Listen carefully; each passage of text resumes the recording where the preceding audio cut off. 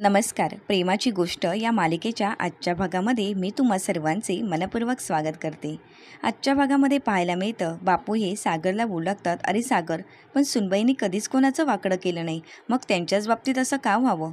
तरी सागर बोलू लागतो, हे कोणीतरी मुद्दाम केलं आहे आणि त्यांना मी सोडणार नाही.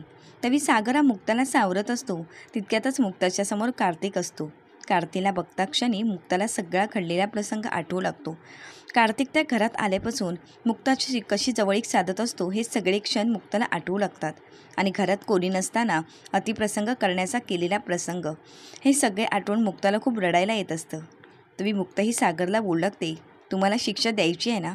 तरी सागर बोलतो, हो. तरी मुक्ता बोलू लागते, तुम्हाला जर शिक्षा द्यायची असेल ना तर या माणसाला द्या. तरी कार्तिक समोर काहीच माहीत नसल्यासारखा उभा असतो. तरी सागर बोलू लागतो, मुक्ता तुम्ही हे काय बोलताय? आणि कार्तिकला? तरी मुक्ता बोलते, हो. मात्र कार्तिका मुद्दामून रडण्याचं नाटक करू लागतो.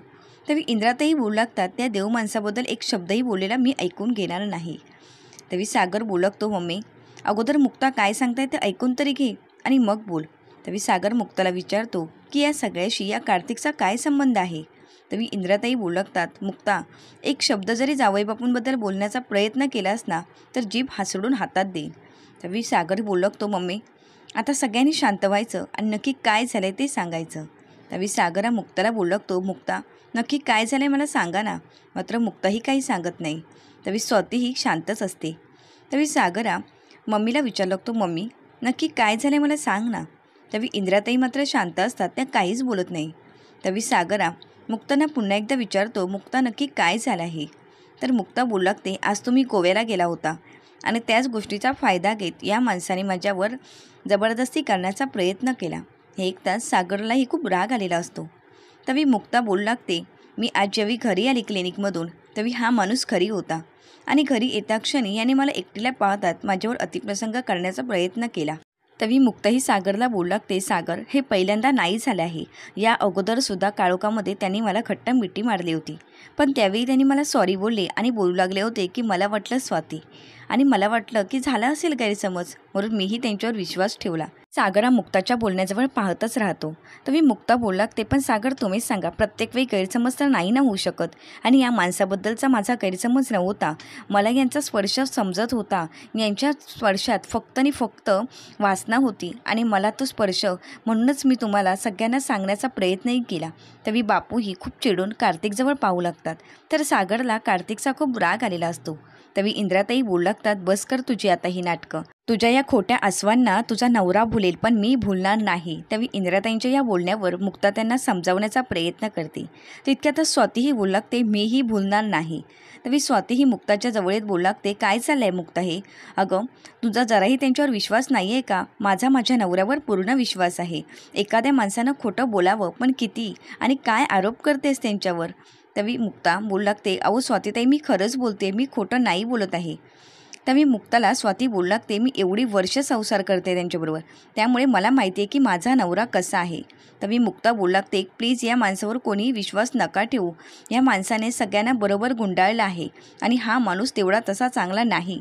तरी सागरला मुक्ता बोलू लागते, आजपर्यंत मी इतकी दिवस शांत होते कारण या घरचं वातावरण अगोदरच गढूळ झालं होतं आणि त्यात स्वातीताईंचा मी विचार करत होते.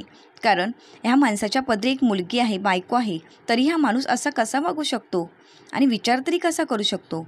हे ऐकताच स्वाती ही मुक्ताला मारण्यासाठी पुढे येते. तरी सागर तिचा हात पकडतो आणि बोलू लागतो, स्वाती ही चूक परत कधीच करायची नाही. यांना मारायचा अधिकार कोणालाही नाही. तरी स्वाती बोलू लागते, म्हणजे तुझी बायको वाटेल ते वागणार, वाटेल ते बोलणार आणि मी गप्प बसायचं का? अरे ही काल आलेली मुलगी, तिच्यावर तुझा विश्वास आहे, पण तुझ्या या बहिणीवर तुझा विश्वास नाही का? कारण ही सगळं बोलते ते खोटं आहे. कार्तिक मात्र खुश झालेला असतो. तरी मुक्ता बोलू लागते, नाही मी बोलते ते खरं आहे, मी खोटं का बोलेन एवढंच मला सांगा.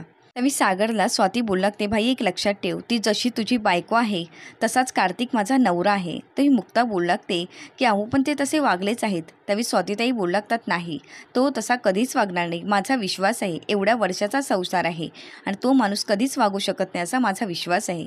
तरी मुक्ता बोलू लागते, याच चांगुलपणाचा त्या माणसाने तुमचा फायदा घेतला आहे आणि यांनी प्रत्येक मुलीला अडकवण्याचा प्रयत्न केला आहे आणि जिने मला जेलमध्ये टाकलं होतं ना, तीच मुलगी जिला यांनी फसवलं होतं.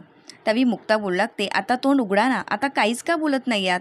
त्यावेळी स्वाती बोलू लागते, माझा पूर्ण विश्वास आहे, ते असं कधीच करणार नाही. त्यावेळी मुक्ता बोलू लागते, नाही स्वातीताई, असं काहीच नाही आहे. तुमच्या आणि मम्मीच्या भोळेपणाचा हा माणूस फायदा घेतो आहे. त्यावेळी मुक्ताला तो बोलू लागतो, नाही मुक्ता, तुम्ही असं का करताय? तुम्ही माझ्यावर असे आरोप का करताय वहिनी? ते मुक्ता बोलू लागते, हा भोळेपणाचा फायदा किंवा हे जे नाटक करण्याचे प्रयत्न करताय ना, ते आता बंद करायचं. कारण तुमचे सगळे काळे धंदे, काळे कारनामे आता मी सागरला सांगणार आहे.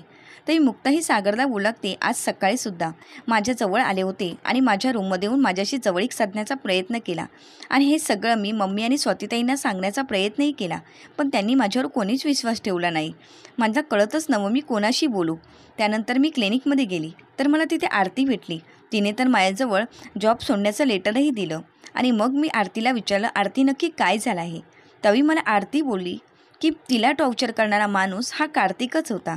कारण ज्यावेळी आरती घरी आली होती त्यावेळी तिने कार्तिकला पाहिलं होतं आणि मला वाटलं आता हे सगळं जाऊन घरी सांगावं आणि घरी येऊन पाहते तर ही सगळेजण सिनेमाला गेले होते आणि या माणसानेच त्यांना पाठवलं होतं आणि हा एकटाच घरी थांबला होता.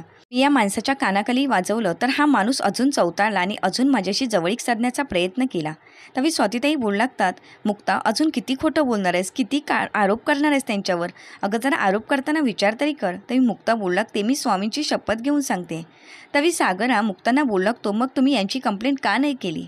त्यावेळी सागरला मुक्ता बोलू लागते, तीच कंप्लेंट करण्यासाठी मी इथून आरतीला फोन केला आणि आरतीला बोलली तू पोलीस स्टेशनला ये आणि आरती ही पोलीस स्टेशनला आली होती. पण मी तिथे पोचायच्या अगोदरच आरतीने माझ्याविरुद्धच कंप्लेंट केली होती आणि त्यावेळी पोलीस मला बोलू लागले की आता आम्ही तुम्हाला जेलमध्ये टाकणार आहोत. तर मी पोलिसांना विचारलंही, तुम्ही मला जेलमध्ये का टाकताय? त्यावेळी ते बोलले की तुमच्याविरुद्ध अगोदरच इथे एक कंप्लेंट आहे की तुम्ही तुमच्या असिस्टंटला मारहाण केली आहे आणि म्हणूनच तुम्हाला आम्हाला अटक करावी लागेल. त्यावेळी मुक्ता बोलते, मी सांगण्याचा प्रयत्न केला की यामध्ये माझा काही हात नाही, पण आम्ही तर इथे कार्तिकची कंप्लेंट करायला आलो होतो. मात्र पोलिसांनी माझं काही ऐकून घेतलं नाही. तर मी आरती ही काहीच बोलत नव्हती. आरती ही या कार्तिकच्या दबावाखाली येऊन माझ्याविरुद्ध कंप्लेंट करून मोकळी झाली होती.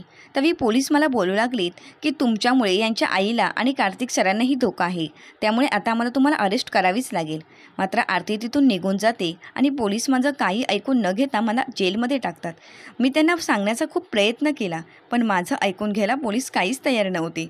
त्यांच्याजवळ मी मोबाईलही मागितला, एक फोन करण्याची संधीही मागितली, मात्र त्यांनी मला ना बोलायची संधी दिली ना मला एक फोन करायची आणि त्यामुळेच मला कोणाला कळवताही आलं नाही आणि तितक्यातच तिथे तुम्ही मला सोडवण्यासाठी आलात.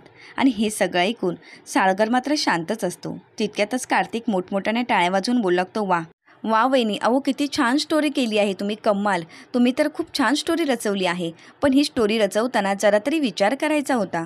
तर मी मुक्ता बोलू लागते, नाही, मी हे रचवलेलं काहीच नाही आहे, जे घडलं ते मी तुम्हा सगळ्यांना सांगते आहे.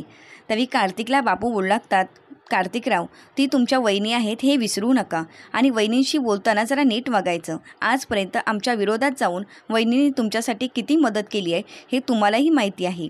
इंद्राचा आणि सागरचा त्यांनी रोष पत्कारला, पण तुम्हाला त्यांनी मदत केली ही विसरू नका. तरी कार्तिक बोलू लागतो, बापू, मी ते विसरलेलोही नाही आहे. तरी इंद्राताई बोलू लागतात, अहो तुम्ही म्हणून काय यांना दोष देणार आहात का? आपल्या जावयांना बोलणार आहात का? आपला जावई म्हणजे देव माणूस आहे. या मुलीच्या बोलण्यावर अजिबात विश्वास ठेवू नका. माझा तर या मुलीवर विश्वासच नाही आहे. तरी बापू हे इंद्राताईंना बोलू लागतात, सगळं मला मान्य आहे, मग एवढं सगळं घडत असताना हा माणूस शांत का उभा आहे? हा माणूस काहीच का बोलत नाही आहे? जर याची काही चूक नाही तर या माणसाने बोलायला हवं ना? तरी कार्तिक बोलू लागतो, हो बापू, तुम्ही बोलताय ते अगदी बरोबर आहे, मला बोलायला हवं, पण मी आतापर्यंत शांत होतो कारण मला पाहायचं होतं की मुक्ता वहिनी अजून किती खालच्या थराला जाऊ शकतात. तरी मुक्ता मात्र कार्तिकजवळ पाहतच बसते. तरी कार्तिक हा मुद्दामहून मुक्तासमोर हात जोडत बोलू लागतो, वहिनी, माझ्यावर उपकार केलात हे सगळं मला मान्य आहे, पण ते उपकाराच्या ओझ्याखाली मी आजपर्यंत दबलो गेलो होतो. तुम्ही माझ्यावर उपकार केलात याचा अर्थ असा होत नाही की तुम्ही माझ्याजवळ काहीही मागाल आणि मी तुम्हाला देईन. कार्तिकने हे सगळं नाटक केलेलं असतं. तर मी मुक्ता बोलू लागते, नाही, असं काहीही घडलं नाही. तरी बापू बोलू लागतात, कार्तिकराव, तुम्हाला नक्की काय सांगायचं आहे? तरी कार्तिक हा बापूंना आणि घरातल्या सगळ्यांना बोलू लागतो, मला हेच सांगायचं आहे की मी मुक्तांना आवडतो आहे. तरी तो बोलू लागतो, आजपर्यंत मला या घरात भांडणं नकोत किंवा कोणाचा विश्वासघात व्हायला नको म्हणून मला हे कोणालाही सांगायचं नव्हतं. मी आजपर्यंत हे सगळं सहन करत होतो, पण यांच्या मागणीला मी नकार दिला म्हणून यांनी हे सगळं केलं आहे. तरी बापू बोलू लागतात, कार्तिकराव, तुम्ही हे काय बोलतात? तरी मुक्ता बोलते काही पण बोलण्याचा प्रयत्न नका करू. तरी बापूंना स्वाती बोलते, बापू कार्तिकराव बोलतात तेच खरं आहे. माझ्या कार्तिकवर पूर्ण विश्वास आहे. हे सगळं मुक्ताने केलेलं नाटक आहे. तरी कार्तिक बोलतो, स्वाती तू माझ्यावर विश्वास ठेवतेस हेच माझ्यासाठी खूप आहे. अगं तुला माहिती आहे का, यांनी माझ्याजवळ जे आपल्याला सागरकडून मिळत नाही त्या सुखाची मागणी केली, पण ज्यावेळी मी त्यांना नकार दिला त्यांनी ही सगळी स्टोरी रचली. तरी मुक्ता बोलते, नाही मी असं काही केलं नाही, तुम्ही खोटं नका बोलू. तर मी मुक्ता बोलते, स्वतःला वाचवण्यासाठी माझ्या चारित्र्यावर चिंतोडे उडवताना तुम्हाला काहीच कसं नाही वाटत. सागर मात्र शांत उभा असतो. तरी मुक्ता बोलते, सागर माझ्यावर विश्वास ठेवा, मी असं काहीही केलं नाही. मी सागर हा कार्तिकला विचारतो, मुक्ताने तुमच्याजवळ कोणत्या गोष्टीची मागणी केली, या गोष्टीचा तुमच्याजवळ पुरावा आहे का? तरी कार्तिक बोलतो, हो आहे माझ्याजवळ पुरावा. असं बोलून कार्तिक आपला मोबाईल सागरला दाखवत बोलतो, हे घे मेसेज, हे मेसेज बघ, आज त्यांनी मला मेसेज केले होते. तरी सागर कार्तिकचा मोबाईल घेतो आणि पाहतो तर खरोखरच त्यामध्ये मेसेज असतात. तरी लिहिलेलं असतं, आज सागर घरी नाही आहेत, तुम्ही मला भेटायला याल का? तरी सागरला हे सगळं पाहून धक्काच बसतो. तरी स्वातीही ते मेसेज वाचते. तरी सागर हा मुक्ताजवळ पाहतच बसतो. तर मी मुक्ता बोलते, मेसेज मी तर असे कोणत्याही प्रकारचे मेसेज यांना केलेले नाही आहेत. तरी स्वाती बोलते, काय झालं मुक्ता, आता बोल ना, आता तुझी जीभ का जड झाली आहे? माझ्या नवऱ्याबद्दल आरोप करताना तू मोठमोठ्याने बोलत होतीस, पण आता आज समजलं की तूच खोटी आहेस. तूच माझ्या नवऱ्याच्या जवळ जाण्याचा प्रयत्न केला. कार्तिकला जाळ्या तोडायचं होतं, पण कार्तिकने भाव दिला नाही आणि म्हणून तू त्याला अडकवायला निघालीस का? तरी मुक्ता बोलते, नाही मी असं काही केलं नाही. तरी इंद्राताई बोलतात, ही मुलगी मला आधीपासूनच पसंत नव्हती, एक नंबरची खाली मुंडी पाताळ धुंडी आहे. तरी मुक्ताही इंद्राताईंजवळ पाहतच राहते. तरी बापू बोलतात, सुनबाई यातलं काय खरं आणि काय खोटं समजावं? तरी मुक्ता बोलते, बापू माझ्यावर विश्वास ठेवा, मी का खोटं बोलेन सांगा ना, आणि मी ती स्वामींची शपथ घेते, मी असं काही केलं नाही. तरी मुक्ताही सागरला बोलते, सागर तुम्ही तरी माझ्यावर विश्वास ठेवा. तर इकडे कार्तिक हा मुद्दामून स्वातीला बोलतो, स्वाती तुझा माझ्यावर विश्वास आहे ना गं? अगं मी खोटं नाही बोलत आहे. या घरातली घडी विस्कटायची नव्हती मला, ना मला या दोघांचा संसार, आणि तेच समजावण्यासाठी मी आज घरी थांबलो होतो. यांना मी समजावायचा प्रयत्न केला की वहिनी तुम्ही असं नका वागू, मात्र नाही, त्या तर एकच बोलत होत्या की माझा आणि सागरचा संसार काही सुरळीत नाही. एवढंच नाही, त्यांनी घडलेलं सगळं मला सांगितलं. नवी सागर बोलतो, मुक्ता तुमच्या मोबाईल मला द्याल का? त्यावेळी मुक्ताही लगेचच पॅटर्न खोलते आणि सागरच्या हातात मोबाईल देते. त्यावेळी सागर हा मुक्ताला विचारू लागतो, मुक्ता तुम्ही जर मेसेज कार्तिकला केलेच नाही तर हे केलेले मेसेज डिलीट का केले आहे तुम्ही? त्यावेळी मुक्ताही मोबाईलजवळ पाहतच बसते. त्यावेळी मुक्तालाही ते पाहून धक्का बसलेला असतो. तर पुढील भागात पाहायला मिळतं, इंद्राताई या मुक्ताला बोलू लागतात, आत्ताच्या आत्ता माझ्या घरातून चालतं व्हायचं. असं बोलून ते तिच्या हाताला धरून घराबाहेर काढणार. तितक्यातच मुक्ताचे आईवडील आलेले असतात. तरी मुक्ताचे वडील हे सागरला बोलू लागतात, हे सगळं घडूनही सागरराव तुम्ही अजूनही गप्प आहात, याचा अर्थ मी काय समजायचा? तरी मुक्ताचे वडील बोलतात, ज्या घरात नवऱ्याचा बायकोवर आपल्या विश्वासच नाही त्या घरात माझ्या मुलीला मी क्षणभरही थांबू देणार नाही.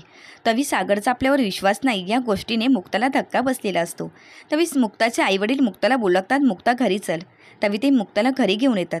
तर सागरही त्यांच्या मागे मागे येतो. तरी सागर मनाशीच बोलू लागतो, मुक्ता तुम्ही निर्दोष आहात आणि मी तुम्हाला निर्दोष सिद्ध करणार आणि या घरात पुन्हा एकदा तुम्हाला मानाने घेऊन येणार. सागरला मात्र मुक्ता गेलेल्याचं खूप वाईट वाटू लागतं.